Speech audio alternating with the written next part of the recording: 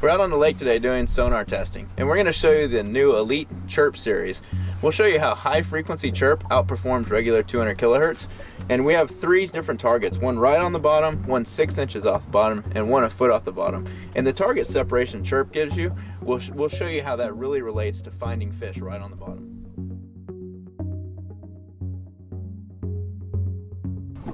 We want to take a minute to show you how quick and easy it is to set up an Elite CHIRP unit. When you first turn the unit on, you choose the language, and then it asks you if you want to run a startup wizard. Say yes. So now we select the transducer we have connected. So in this case, we have our HDI 83200. So once that's selected, it's automatically configuring our frequencies. It asks you if you'd primarily use this unit on a lake, and if you're going to be ice fishing. Do you fish in less than 60 feet of water? This allows the unit to know which range of water to look for, so it makes the performance better at high speed and for shallow water tracking. Next question is, are you an advanced fish finder user? So you can answer yes or no. Answering yes gives you a few extra features. So once you've gone through the setup wizard, you can use the page selector to go to your different pages. And today we're looking at our CHIRP sonar. So our full screen sonar, press enter, and now you can choose your frequency. So you just go down to frequency, and you have a list here. So 200 kilohertz, 83 kilohertz, you can use both. And you also have medium CHIRP and high CHIRP.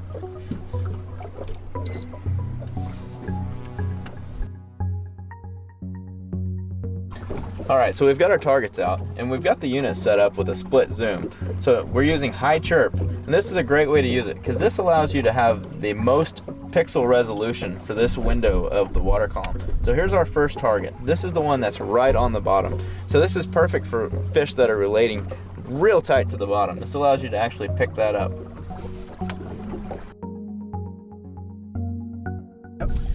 So we just went over target number 2, and this was the one that was suspended about 6 inches off the bottom. And you can see the brick on the bottom and the tennis balls.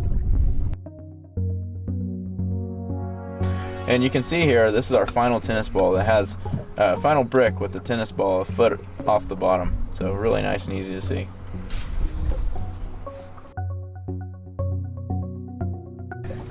Okay, so we're showing you what 200 kilohertz looks like. And this is our first target. So you can still see the brick a little bit, but it's not as well defined. And the other thing that we saw with CHIRP, we had a real clear background, which really helped pull those targets out. So those are some big advantages of CHIRP that we're not seeing with 200 kilohertz.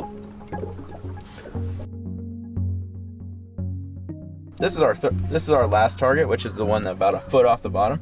So we're over the top of it, which is why it's real long.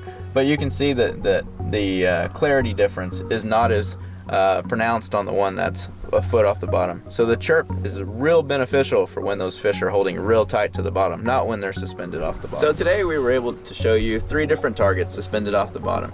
And even with our built-in broadband sounder, you were able to see 2 of the targets perfectly fine where the tennis balls were suspended off the bottom. But with CHIRP, we have the extra advantage of picking up the tennis balls directly on the bottom. Combined with the clearer background, these advantages will help you find more fish.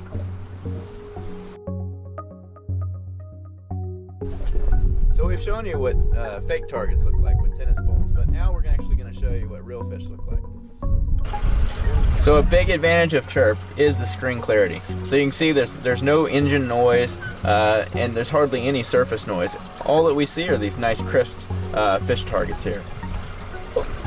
So we just idled over a little old river channel here. You can see the nice river channel. You can see how the bottom hardness gets nice and hard and then goes to soft.